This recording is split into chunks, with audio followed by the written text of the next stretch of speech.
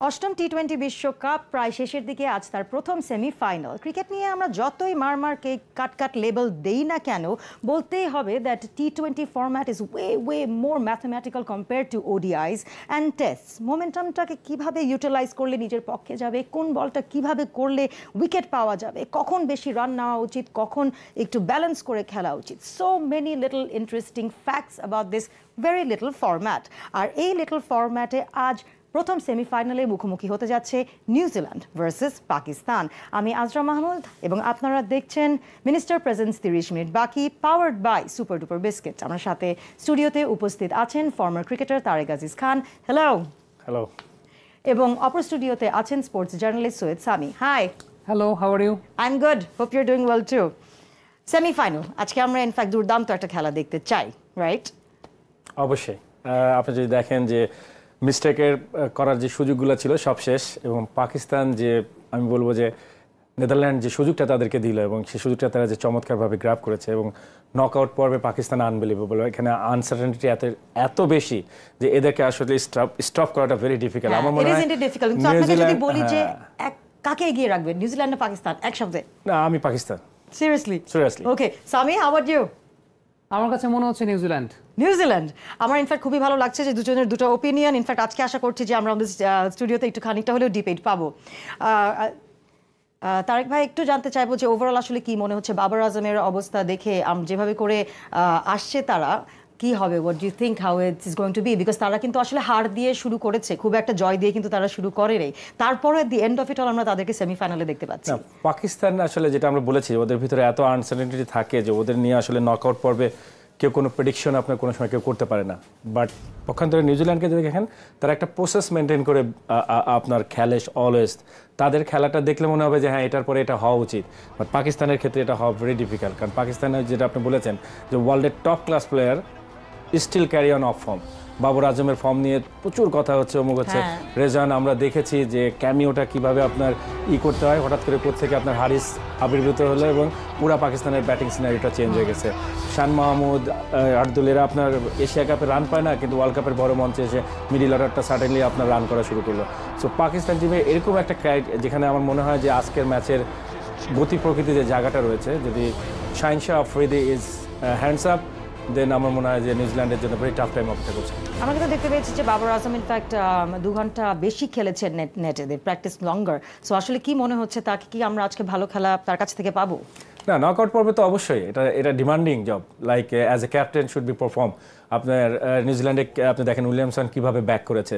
So বাবরের কাছে পাওয়ার প্লেকে নিয়ে অনেক কথা হচ্ছে, বাট সেই জায়গাটায় আমার মনে হয় যে বাবর নিজ থেকে চাচ্ছে। বাট অ্যাট দিস মোমেন্ট আমার কাছে মনে হয় না যে শেষ মুহূর্তে এসে আপনার ওপেনিং স্লটটা চেঞ্জ করা বা কিছু করারই আছে। বাট আমার কাছে মনে হয় টসটা খুব ভাইটাল হতে পারে, টস উইন একটা বড় ফ্যাক্টর। তো সেই জায়গাটায় আমার মনে হয় যে বাবর আজম যদি টসটা জিততে পারে, তাহলে ম্যাচ আমার মনে হয় যে 50% গ্রাফ করতে পারবে পাকিস্তান টিম। হ্যাঁ, ওয়েল, টস নিয়ে কথা হবে। আমি একটু সামির কাছে যেতে চাই। Sami, overall you said that you are supporting New Zealand in a way, মনে হচ্ছে যে নিউজিল্যান্ড জিতবে। Why do you think so? আর সেই জায়গাটা ডেফিনেটলি তাদের ট্র্যাক রেকর্ডের কথা বিবেচনা করে। আরেকটা বিষয় তা হচ্ছে প্রত্যেকটা টুর্নামেন্টে দেখা যায় কোনো একটা দল ভালো খেলতে খেলতে একটা ম্যাচ খারাপ খেলে। ইউ নেভার নো সেই একটা ম্যাচ খারাপ খেলাটা সেটা নিউজিল্যান্ডের আজকের ম্যাচে হয়ে যায় কিনা। আর পাকিস্তানের পয়েন্ট অফ ভিউ থেকে ডেফিনেটলি পাকিস্তান এই টুর্নামেন্টে যতগুলো ম্যাচ খেলেছে সবচাইতে ভালো ম্যাচটা আজকে খেলতে হবে টু বিট নিউজিল্যান্ড। এবং দেখেন দুইটা দলের মধ্যে কিন্তু একটা খুব চমৎকার সাদৃশ্যের জায়গা আছে। আপনি বোলিং পয়েন্ট অফ ভিউ থেকে যদি চিন্তা করেন, সেক্ষেত্রে দুটো দলেই লেফট আর্ম স্পিনার রয়েছে। মোহাম্মদ নওয়াজ রয়েছে পাকিস্তানে, নিউজিল্যান্ডে রয়েছে মিচেল স্যান্টনার মেবি একটু এগিয়ে। Leg spinning point of view থেকে ইশ সৌদি রয়েছে নিউজিল্যান্ডে। Interrupt, but I am gonna ask you যে নিউজিল্যান্ডের সেমিফাইনাল আশাটা আপনি কেমন করে দেখছেন? নিউজিল্যান্ডের সেমিফাইনালে আসাটা ইটস কোয়াইট অবভিয়াস, কারণ নিউজিল্যান্ড সেমিফাইনালে তো আসবেই। প্রথম ম্যাচ থেকে আমরা দেখতে পেয়েছিলাম সিডনিতে যেভাবে তারা ডমিনেট করে অস্ট্রেলিয়াকে হারিয়েছিল। মাঝখানে একটা ম্যাচ তারা হেরেছে, বাট নিউজিল্যান্ড আসলে ওভারঅল ভালোভাবে এসেছে। পাকিস্তান সেই জায়গায় স্লাইস অফ লাক মেনটেন করে কিন্তু এসেছে। নেদারল্যান্ডস যদি সেই ম্যাচটা সাউথ আফ্রিকাকে না হারাতো, পাকিস্তানের সেই সম্ভাবনাটা থাকতো না। ইভেন বাংলাদেশের সঙ্গে পাকিস্তানের যে ম্যাচটা, অনেক ধরনের ইকুয়েশন ছিল, সেই জায়গা থেকে চিন্তা করে পাকিস্তান বাংলাদেশের মিডল অর্ডারের ব্যর্থতার সুযোগটা নিয়ে সেই জায়গায় পাকিস্তান এই পর্যন্ত এসেছে। সব কিছু মিলিয়ে অনেকে 92 ওয়ার্ল্ড কাপের সঙ্গে সাদৃশ্য খোঁজার চেষ্টা করছেন। 92 ওয়ার্ল্ড কাপে এরকমই নাকি সিনারিও থেকে পাকিস্তান জয়লাভ করেছিল, যদিও সেই বিশ্বকাপ আমাদের দেখার সুযোগ হয় না, তারেক ভাইরা বলতে পারবেন।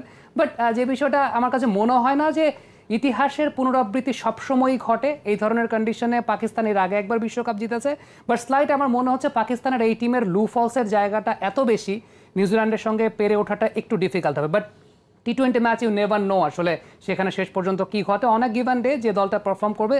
আবারও বলছি, নিউজিল্যান্ডের একটা খারাপ অভ্যেস আছে, পুরো টুর্নামেন্ট ভালো খেলতে খেলতে একটা ম্যাচ খারাপ খেলে ফেলে। পাকিস্তানের হারের পর কিন্তু তাদের গ্রেট ব্যাটসম্যানরা বলেছিল তাদেরকে ব্যাক গোছাতে। সাইকোলজিক্যালি আমার মনে হয় না সেটা অ্যাকচুয়ালি একটা খুব মানে was very good to say. So কি মনে হচ্ছে যে টিমের উপরে কি ধরনের প্রভাব ফেলবে? দেখেন, প্রত্যেক ম্যাচের পরেই কিন্তু আমরা দেখি যে পাকিস্তান ক্রিকেট বোর্ডের যে অফিসিয়াল ফেসবুক পেজ রয়েছে সেখানে বাবর আজম প্রত্যেক ম্যাচের পরে ড্রেসিং রুমে একটা স্পিচ দিয়ে থাকেন মোটিভেট করার জন্য খেলোয়াড়দের। ইভেন এই দলটা ইমোশনালি এত বেশি অ্যাটাচড, আমরা মাঝখানে সোশ্যাল মিডিয়ায় ভিডিও দেখেছিলাম পাকিস্তান একটা ম্যাচ হারার পর শাদাব খান ড্রেসিং রুমে গিয়ে কান্নাকাটি করছেন। তার মানে এই দলটা কিন্তু ইমোশনাল অ্যাসপেক্ট থেকে ক্রিকেটটা খেলে। ক্রিকেট যদিও টি20 ক্রিকেট এখন অনেক বেশি প্রফেশনাল, বাট এই দলটার একটা ইমোশনাল অ্যাসপেক্টের জায়গা কিন্তু আছে, এবং সেই জায়গা থেকে বাইরে থেকে অনেক সমালোচনা হয়েছে, কথা হয়েছে, but and of the day তারা যেভাবে আসলে এই টুর্নামেন্টে এসেছে শেষ পর্যন্ত, ইউ নেভার নো, কোনো একটা ঘটন পটিয়সী দল হিসাবে পাকিস্তান আবির্ভূত হলেও হতে পারে।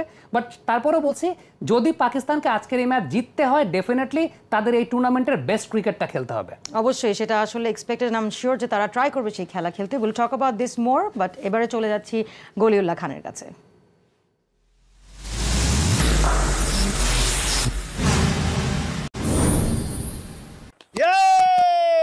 চলে আসলাম বাংলা লিগ হাউস এট কুইজে। আমি গলিউল্লাহ খান, আমার সাথে আছে পিজ্জা চিজ। আজকে গলিউল্লাহ খান, তুমি এখানে যাও, আমি এখান থেকে মারবো, তুমি ধরবে। ঠিক এইভাবেই আমরা আজকে উইকেট শিকার করব, সাথে কুইজও খেলবো, ক্রিকেটও খেলবো। বিশ্বকাপে একটা দেশ খেলোয়াড় পাঠায় না, কত সদস্যের দল পাঠায়? 16 সদস্য। হলো না ডাক মেরেছেন। ওকে, আমরা 16 জন। হলো না, আপনি হলো out। না। 15 শাবাশ। একদম ঠিক আনসার করেছেন। আপনার জন্য হচ্ছে একটি জার্সি জাতীয় ক্রিকেট দলের বাংলা লিগ হাউস এট কুইজ। ইংল্যান্ড কোন ইয়ারে টি20 বিশ্বকাপ চ্যাম্পিয়ন হয়েছে? 2010। হ্যাঁ, 2010। 2010। শাবাশ, আপনি দারুণ কিন্তু দেখে শুনে ঠিকঠাক ব্যাটিং করেছেন, এবং ব্যাটিংটা আপনার এত দুর্দান্ত ছিল। আছে যে আকর্ষণীয় পুরস্কার, এবং সেটি হচ্ছে বাংলাদেশ ক্রিকেট দলের জার্সি। বাংলা লিগ হাউস এট কুইজ। ক্রিকেটে কোন দল আপনি, মানে আপনার প্রিয় দল কোনটা? ক্রিকেটের প্রিয় দল আমার পাকিস্তান এন্ড বাংলাদেশ, ফার্স্টে বাংলাদেশ। ওকে, আপনার কাছে প্রশ্ন, ভারতের কোন ক্রিকেটারকে নিয়ে সিনেমা হয়েছে? One second. Out. Dhoni. Dhoni. Yes, আপনি যেই ধোনিতে বলেছেন আপনি পাচ্ছেন একটি আকর্ষণীয় পুরস্কার, বাংলা লিগ হাউস এট কুইজ। চলে যাচ্ছি নেক্সট প্রশ্ন। জশ ইংলিশ কোন দেশের খেলোয়াড়? ইংল্যান্ড। হলো না। ইংল্যান্ডের, ওয়েস্ট ইন্ডিজ। আমি কিন্তু কয়েকটা উইকেট পেয়ে গেছি। I don't know. Australia. Australia. শাবাশ। আপনি একদম ঠিক উত্তর দিয়েছেন। আপনার জন্য আছে একটি আকর্ষণীয় পুরস্কার। অনেকগুলা উইকেটের পর একটি উইকেট আমি পেলাম না। বাংলা লিগ হাউস এট কুইজ। বাংলাদেশের টি20 ম্যাচে, মানে আন্তর্জাতিক টি20 ম্যাচে বাংলাদেশের কোন খেলোয়াড় সর্বাধিক শূন্য রানে আউট হয়েছে? সর্বাধিক কোন খেলোয়াড়? I don't no. রানিং হলে সৌম্য সরকার, আর পরান হলে সৌম্য সরকার। আপনার এখন কি দরকার? আপনার দরকার একটি আকর্ষণীয় পুরস্কার, বাংলা লিগ হাউস এট কুইজ। এতক্ষণ ক্রিকেট দর্শকদের সাথে কুইজ খেলতে খেলতে আমরা এখন চলে এসেছি বাংলা লিগ কাস্টমারদের সাথে কুইজ খেলতে। আপনারা জেনে গেছেন চলছে সেমিফাইনাল, আর সেই জন্য চলছে সেমিফাইনাল কুইজ। আজকের কুইজ, বিশ্বের প্রথম আন্তর্জাতিক টি20 ম্যাচ খেলেছিল কোন দুটি দেশ? অপশন এ অস্ট্রেলিয়া ও New Zealand, option B West Indies ও দক্ষিণ আফ্রিকা, অপশন সি অস্ট্রেলিয়া ও ইংল্যান্ড। উত্তর দিতে হবে 30 মিনিট বাকির ফেসবুক পেজে আপনার নাম ও বাংলা লিঙ্ক নাম্বার সহ উত্তরটি পাঠান। সেমিফাইনাল উপলক্ষে সঠিক উত্তর দাদা পাবেন আকর্ষণীয় পুরস্কার। এবং এই মুহূর্তে আমরা চলে যাচ্ছি স্টুডিওতে, আপনাদের সাথে দেখা হচ্ছে আগামী ম্যাচে। পুরস্কার পুরস্কার পুরস্কার পুরস্কার।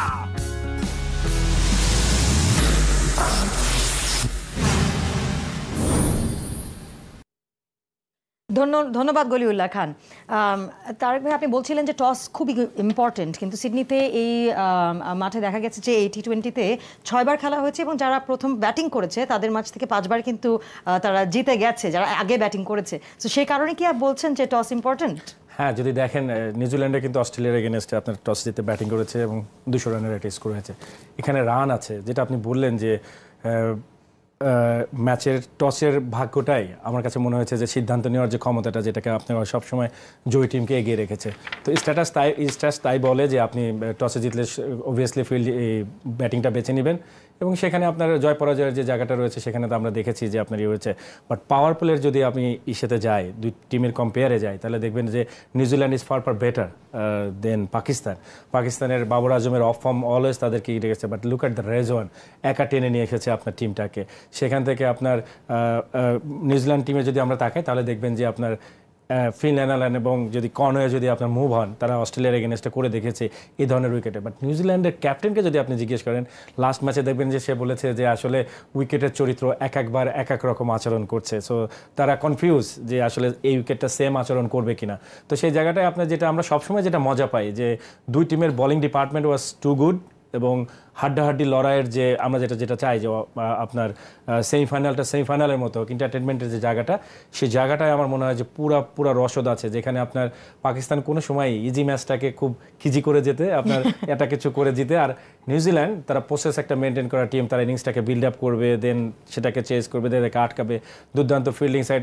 ওভারঅল দুইটা টিমের যদি আপনি সিনারিওটা দাঁড় করান তাহলে দেখবেন যে যেটা কথা আমরা সবসময় বলেছি যে পাকিস্তান ইজ আনপ্রেডিক্টেবল টিম এবং সেমিফাইনালের মঞ্চে কি করবে এটা নিউজিল্যান্ড আগে থেকে কোনো কিছু আপনারা প্রেডিক্ট করতে পারবে না। ইনফ্যাক্ট আসলে কেউই প্রেডিক্ট করতে পারবে না, since they are an unpredictable team. আমি আপনার কাছে আসতে চাই, আমরা জানি কিন্তু এই মাঠে পেসাররা উইকেট বেশি নেয়, কিন্তু আবার অন্যদিকে তাকালে ইকোনমি বেটার কিন্তু স্পিনারদের। সেক্ষেত্রে আসলে নিউজিল্যান্ড টিমে কি কোনো চেঞ্জ দেখছেন? মেবি একটা পরিবর্তন হতে পারে। জিমি নিশামের কাছ থেকে এক্সপেক্টেড সার্ভিসটা নিউজিল্যান্ড ঠিকঠাক মতো আসলে বোলিং পয়েন্ট অফ ভিউ থেকে পায়নি, সেই জায়গাটা মেবি ব্রেসওয়েলকে একটা ইনক্লুশন হলেও হতে পারে, যেহেতু এই মাঠে স্পিনারদেরও বেশ কিছু ভালো পারফরমেন্সের জায়গা দেখা গেছে। তবে পিচের পার্সপেক্টিভ থেকে যদি বলি, গতকাল ESPN ক্রিক ইনফো একটা আর্টিকেল প্রকাশ করেছে এবং সেখানে বলা হয়েছে যে ম্যাচটাতে আসলে অস্ট্রেলিয়া এবং নিউজিল্যান্ডের যে পিচে খেলা হয়েছিল সেই পিচটাতেই আজকে খেলা হতে যাচ্ছে সিডনিতে। অর্থাৎ এই পিচটা খুবই হাই স্কোরিং পিচ, যেখানে প্রথম ম্যাচে আসলে 200-র উপর রান হয়েছিল। ইভেন এই পিচে 221 রানের যে এই মাঠের সর্বোচ্চ রেকর্ডের জায়গাটা, সেই ম্যাচটা হয়েছিল এই পিচের উপরে। সুতরাং এটা একটা high scoring pitch, no doubt about that. এবং এই জায়গায় স্পিনারদেরও কিন্তু অ্যাসিস্ট্যান্স রয়েছে। আমরা এর আগের দিন দেখেছিলাম ইশ সৌদি এবং মিচেল স্যান্টনার, তারা খুব ভালো মতো ইউটিলাইজ করতে পেরেছেন। On the other hand Adam Zampa ভালো মতো ইউটিলাইজ করতে পারেননি। বাট মেবি আজকে একটা ট্যাকটিক্যাল পরিবর্তন আনলেও আনতে পারে সেক্ষেত্রে, কারণ যেহেতু পাকিস্তানের মিডল অর্ডারে বাঁহাতি ব্যাটসম্যান রয়েছেন, মোহাম্মদ নওয়াজ রয়েছেন, শান মাসুদ রয়েছেন, তাদের কারণে হলেও হয়তো বা একটা ট্যাকটিক্যাল পরিবর্তন আনলেও আনতে পারে নিউজিল্যান্ড। সেটা ব্রেসওয়েলের একটা ইনক্লুশন হতে পারে। ট্রাই সিরিজে ব্রেসওয়েল কিন্তু ম্যান অফ দ্য সিরিজ হয়েছিলেন, বাংলাদেশ, পাকিস্তান এবং নিউজিল্যান্ডের মধ্যে যে ট্রাই সিরিজ হয়েছিল, সেই জায়গা থেকে চিন্তা করলে ট্র্যাক রেকর্ডটা ব্রেসওয়েলের পাকিস্তানের এগেনস্টে ভালো, সেই জায়গা থেকে চিন্তা করলে মেবি একটা ট্যাকটিক্যাল চেঞ্জ আসলেও আসতে পারে। অন দ্য আদার হ্যান্ড শুধুমাত্র ফিফথ বোলিং অপশনটা বাদে নিউজিল্যান্ড এবং পাকিস্তানের বোলিং লাইন আপ কিন্তু অনেকটা সমানের সমান। যে জায়গাটায় তারেক ভাই বলার চেষ্টা করছিলেন যে পাওয়ার প্লে ব্যাটিং, পাকিস্তানের পাওয়ার প্লে ব্যাটিং এই টুর্নামেন্টে এখন পর্যন্ত তারা অ্যাভারেজ 5.60 রানস পার ওভার তারা রান সংগ্রহ করতে পেরেছে। On the other hand New Zealand power প্লেতে পার্টিকুলারলি ফিন অ্যালেনের কথা যদি আমরা বলি, Finn Allen 94% shot attacking shot খেলেছেন, মাত্র 6% শট তিনি ডিফেন্সিভ শট খেলেছেন। তার মানে বোঝা যাচ্ছে পাওয়ার প্লেতে নিউজিল্যান্ড কতখানি এগিয়ে আছে। বাট একটা ইন্টারেস্টিং ব্যাটেল হবে শাহিন শাহ আফ্রিদির এগেনস্টে ফিন অ্যালেনের, কারণ শাহিন শাহ আফ্রিদি যে কাজটা করার চেষ্টা করেন, একেবারে শুরু থেকে একটা অ্যাটাকিং লেন্থে বোলিং করার চেষ্টা করেন। এত বেশি ফুল লেন্থে ওয়ার্ল্ডের কোনো বোলার বোলিং করেন না গত 2 বছরের টি20 পার্সপেক্টিভে। সো সেই জায়গাটাতে শাহিন শাহ আফ্রিদির সুইং রয়েছে, ফিন অ্যালেনের অ্যাগ্রেশন রয়েছে। পাওয়ার প্লেতে ইনিশিয়ালি একটা হার্ড ব্যাটেল দেখা যেতে পারে। On the other hand Babar আজমের প্রসঙ্গ যেখানে আসছিল, সেই জায়গাটা উল্লেখযোগ্যভাবে বলতে হয় মোহাম্মদ রিজওয়ানের সঙ্গে গত এক বছরে তিনি যে 28টা ইনিংস ওপেন করেছেন, সেই 28টা ইনিংসের মধ্যে 6টা ইনিংসে পাওয়ার প্লেতে তিনি আউট হয়েছেন অ্যাটাকিং শট খেলতে গিয়ে। On the other hand PSL বা অন্যান্য টুর্নামেন্টে যখন অন্য ওপেনারদের সঙ্গে তিনি ব্যাটিং করেছেন, তখন তিনি একটা ম্যাচও পাওয়ার প্লেতে আউট হননি। তার মানে বোঝা যায় দুজন যেহেতু সমসংখ্যক স্ট্রাইক রেটে ব্যাটিং করতে থাকেন, বাবর আজমকে একটা এক্সট্রা প্রেশার ক্যারি করতে হয় যখন তিনি রিজওয়ানের সঙ্গে ব্যাটিং করে থাকেন। আরেকটা বিষয় বলে, ফাকার জামানের সঙ্গে যখন তিনি ওপেনিং করেছেন তখন তার অ্যাভারেজটা হচ্ছে 57, যখন রিজওয়ানের সঙ্গে ওপেন করেছেন তখন তার অ্যাভারেজ হচ্ছে 32। এখানেও কিন্তু বিষয়টা আরেকটু ক্লিয়ার হয়ে যাচ্ছে যে রিজওয়ান এবং বাবর যেহেতু একই রকম স্ট্রাইক রেটে ব্যাটিং করতে যাচ্ছেন, বাবরকে একটু extra bit of pressure carry করতে হয়, যেটা হয়তো বা গত এক বছরে ম্যাক্সিমাম ক্ষেত্রে বাবর সামলাতে পেরেছেন, বাট এই টুর্নামেন্টে এসে সামহাও সামলাতে পারছেন। এটা হতে পারে যে অস্ট্রেলিয়ার যে কন্ডিশন, সেই কন্ডিশনটা তার জন্য একটু আনইউজুয়াল হয়ে যাচ্ছে, সুইংয়ের এগেনস্টে বিট হচ্ছেন, সেই জায়গাটাতে টিম সাউদি একটা ভাইটাল ফ্যাক্টর হতে পারেন এগেনস্ট বাবর আজম। কারণ এখন পর্যন্ত টিম সাউদির এগেনস্টে বাবর আজমের স্ট্রাইক রেটটা হচ্ছে মাত্র 95 এবং 2বার টিম সাউদি বাবর আজমকে আউট করেছেন। সবকিছু মিলে আপনি যদি পাওয়ার প্লে পার্সপেক্টিভে দেখেন, New Zealand far ahead than Pakistan, but bowling পার্সপেক্টিভে চিন্তা করলে সেই জায়গাটা পাকিস্তান এবং নিউজিল্যান্ডের bowling attack almost similar, Pakistan slight এগিয়ে আছে। ওকে, তারেক ভাই আপনি কি এগ্রি করেন পাকিস্তান কি এগিয়ে আছে? কারণ নিউজিল্যান্ডের পেসাররা কিন্তু শ্রীলঙ্কা এবং অস্ট্রেলিয়াকে বসিয়ে দিয়েছিল একদমই। আপনি যদি দেখেন যে ট্যাকটিক্যাল কিছু পার্ট থাকে, যে জায়গাটাতে শ্রীলঙ্কা নিউজিল্যান্ডের এগেনস্টে অফ স্পিনার দিয়ে শুরু করেছে, যেটা নর্মাল ট্র্যাডিশনালি আমরা অন্য অন্য টিমগুলোকে দেখি যে তারা নর্মাল ওয়েতে পেস বলার দিয়ে শুরু করেছে। বাট এই জায়গাটাতে আমার মনে হয় পাকিস্তান একটা গেম খেলতে পারে, যেটা আপনি বলেছেন যে Shaheen Shah Afridi fast and furious, সে যদি আপনার অন হয়ে যায়, যেটা বাংলাদেশের এগেনস্টে তিনি তার রিদমটাকে ব্যাক করেছেন। Haris Rauf was too quick. আমরা যদি দুটো কম্পেয়ারই করি, like Ferguson and Southee is a different type of bowler. আপনি যেটা বাবর আজম ফেস করছে, তার অফ সাইডের বাইরে সামান্য একটু আউটসুইং হয়ে বেরোয় গেলে তার জন্য খেলা ভেরি ডিফিকাল্ট। পাকিস্তানের আপনার 10 বল রয়েছে যে ভিতরে বলটা ঢুকাতে পারে। আমরা ইনফ্যাক্ট টসে চলে যাবো, তারপরে এসে I will have this conversation with you viewers. এবারে চলে যাচ্ছি টস দেখতে। নিউজিল্যান্ড টসে জিতে ব্যাটিংয়ের সিদ্ধান্ত নিয়েছে এবং প্লেইং 11-এ কোনো চেঞ্জ আনেনি। এ বিষয়ে আমরা কথা বলবো, তবে এবারে নিয়ে নিচ্ছি ছোট্ট একটি বিরতি।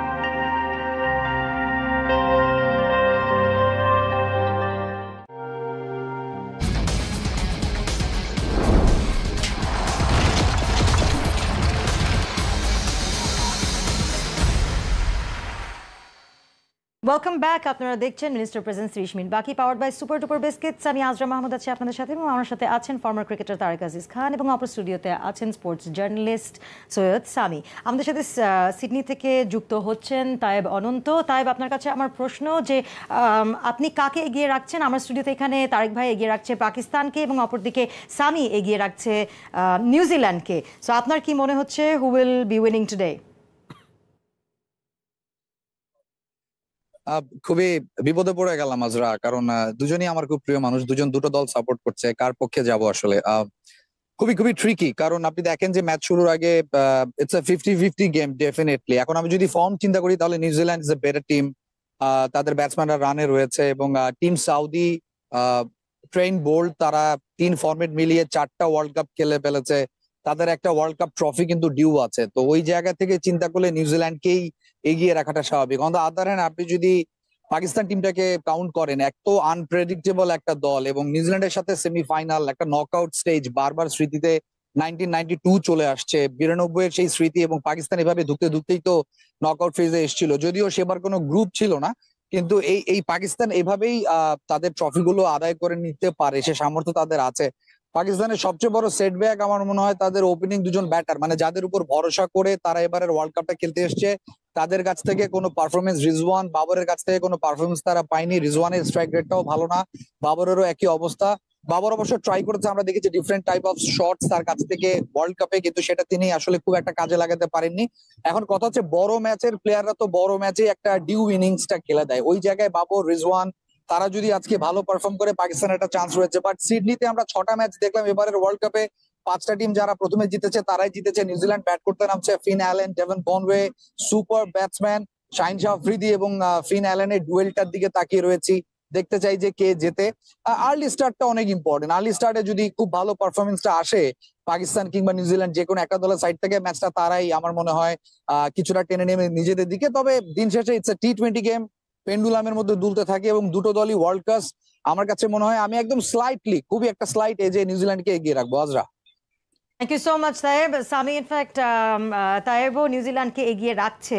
সো সেই ক্ষেত্রে আসলে কি মনে হচ্ছে? আমরা দেখছি যে প্লেইং 11-এ তো কোনো চেঞ্জ থাকছে না এবং সেই সাথে পাকিস্তানেরও কোনো প্লেইং 11 আমরা চেঞ্জ দেখছি না। Sami, welcome back to you. But আমি আসলে প্রশ্নটা তারেক ভাইয়ের কাছে রাখছি। তারেক ভাই, আপনি পাকিস্তানকে এগিয়ে রেখেছিলেন, বাট অন্যদিকে কিন্তু আসলে টিমটা ভারী হয়ে গেছে, দেখা যাচ্ছে নিউজিল্যান্ডকে এগিয়ে রাখছে। সো কি মনে হচ্ছে আসলে ওভারঅল? না, আপনি যদি দেখেন যে আমরা ট্রাই সিরিজেও আমরা ওদেরকে হারিয়েছি এবং পরেই ব্যাট করেছি, 5 উইকেটে জিতেছি আমরা।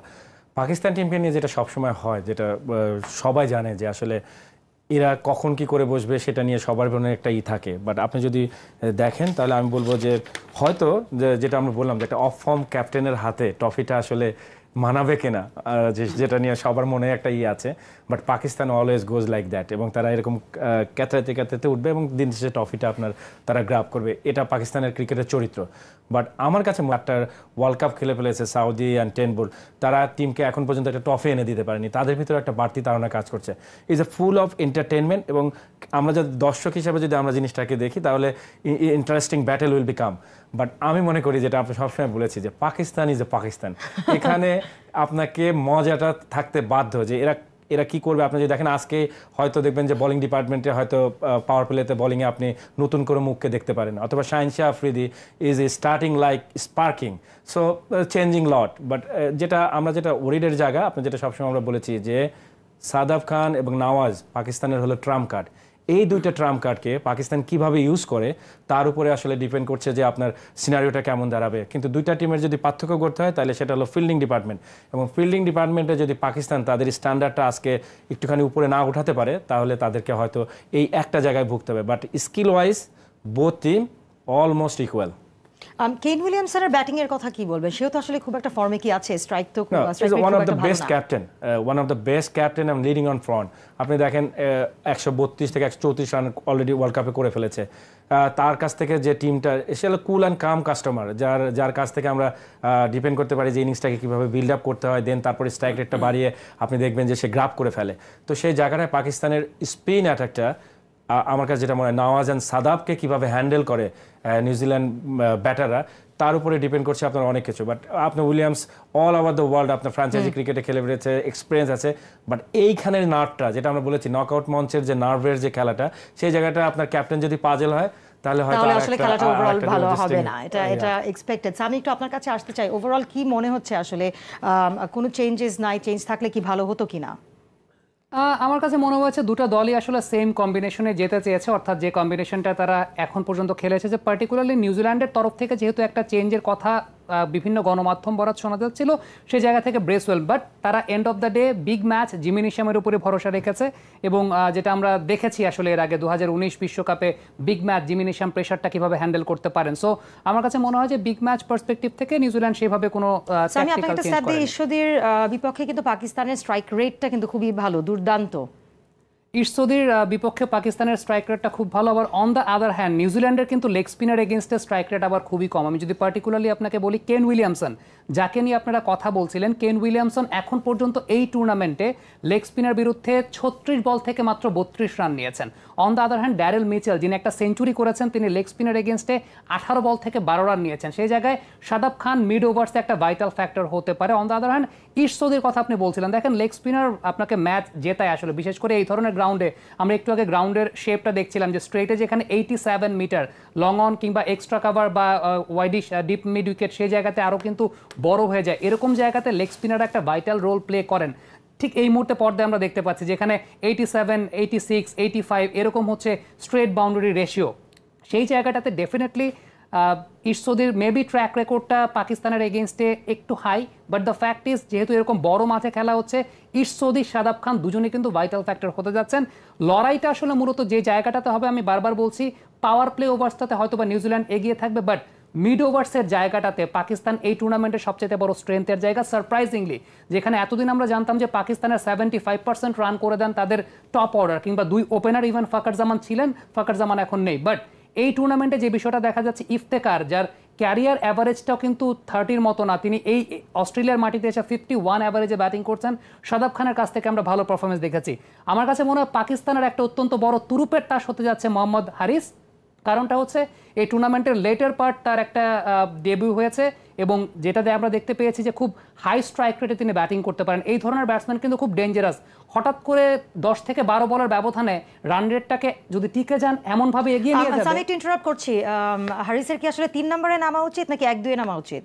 অনেকে তো বলছেন হারিসের 1-2-এ নামা উচিত, বাট পাকিস্তান ট্রেডিশনাল সেটআপ থেকে মিডল অর্ডার যে ব্যাটসম্যান রয়েছেন তাদের কাছ থেকে প্রেশারটাকে রিলিজ করা। তাহলে নওয়াজ আর শাদাবকে কি 4-5-এ রাখবে? মেবি সেই জায়গাটায় তারা নওয়াজ শাদাবকে প্রমোট করতে পারে। কারণটা হচ্ছে নিউজিল্যান্ডের স্পিনারদের পার্সপেক্টিভ থেকে চিন্তা করলে, নিউজিল্যান্ডে একজন লেফট আর্ম স্পিনার রয়েছে আর একজন লেগ ব্রেক বোলার রয়েছে, সেই জায়গা থেকে চিন্তা করলে মেবি তারা এই কাজটা করতে পারে। নিউজিল্যান্ড একটা ট্যাকটিক্যাল গেম খেলতে পারে। স্যান্টনারকে আগে ভাগে যদি তারা বোলিং করায়, সেক্ষেত্রে মিড ওভার্সে তারা হাই পেস অর্থাৎ লকি ফার্গুসনকে ব্যবহার করতে পারে। আমরা জানি পাকিস্তানের হাই পেসের এগেনস্টে একটা অনেক বড় দুর্বলতা আছে, 140 ঊর্ধ্ব যে বলগুলো তার এগেনস্টে পাকিস্তানের মিডল অর্ডারের স্ট্রাইক রেটটা কিন্তু 100-র নিচে। সো সেই জায়গা থেকে চিন্তা করলে নিউজিল্যান্ড একটা ট্যাকটিক্যাল পরিবর্তন করতে পারে, স্যান্টনারকে একটু আগে বোলিং করিয়ে দেন মিড ওভার্সে একটু হাই পেস দিয়ে জেনারেট করা। ডেথ ওভারে লোকি নাকি হারিস, কাকে এগিয়ে রাখবেন তারেক ভাই? আই থিঙ্ক আপনার Haris is must better than Ferguson. আপনি যে অস্ট্রেলিয়াতে তার খেলার একটা বড় অভিজ্ঞতা রয়েছে এবং ভেরিয়েশনের জায়গায় আপনার হারিস ওয়াজ টু গুড, এবং আমরা দেখেছি তার ক্যালিভারটা। সো আমার কাছে যেটা মনে হয় যে পেস ডিপার্টমেন্টে তো লড়াই তো আপনার একটা আছেই, but Trent Boult and Shaheen Afridi both কিন্তু আপনার বল ভিতরে ঢুকাতে পারে। দ্যাটস দ্য কি, তাদের স্ট্রেংথের যে জায়গাটা, ওই জায়গাটা এখন দেখার বিষয়। যেটা আমরা বলেছি যে অনসাইড রেজন ওয়াজ টু গুড, আমরা দেখেছি। সো ভিতরে বল ঢুকালে তার জন্য প্লাস পয়েন্ট। ওদিকে ফিন অ্যালানের আমরা দেখেছি যে যেটা সামি প্রথমে আপনার একটা স্টার্জিস ছিল যে 95% শর্ট সে প্লেইং এগ্রেসিভ মুড। সো সেই জায়গাটাতে আমার মনে হয় যে একটা ব্যাটেলের যে একটা সৌন্দর্য রয়েছে, মনে করেন যে অ্যাডাপ্টনেস অফ দ্য উইকেট, আমরা সবসময় বলি যে ব্যাটারদের ক্ষেত্রে এই জিনিসটা সবচেয়ে বেশি গুরুত্বপূর্ণ, যে স্যার শর্ট সিলেকশনের ক্ষেত্রে আসলে সে উইকেটের চরিত্রটা প্রপার বুঝতে পারবে কিনা। But spin always difficult for New Zealand. তো সেই জায়গাটা আমার মনে হয় Sadaf and Nawaz can control the game. তো আমার কাছে যেটা আপনি যেটা বলেছেন যে ফার্গুসন অ্যান্ড হারিসের ব্যাটেলটা আসলে দেখার মতো হবে, বাট আমি একটু হারিসকে এগিয়ে রাখবো। ইনফ্যাক্ট আপনি যেহেতু পাকিস্তানের পক্ষে আছেন, আজকে একটু আপনাকে বলতে চাই যে পাকিস্তানের কিন্তু 6th থেকে 7th বলার আছে, এবং ইফতেখারকে কিন্তু তারা বোলিং করিয়েছে। সো লেটস সি আসলে কিভাবে দেখি। Thank you so much Tarek ভাই for being in the show, and thank you so much Sami for being here with us and giving us all the stats. Viewers, এবারে চলে যাচ্ছি মাঠে। Let's hope we are going to have a great first semifinal.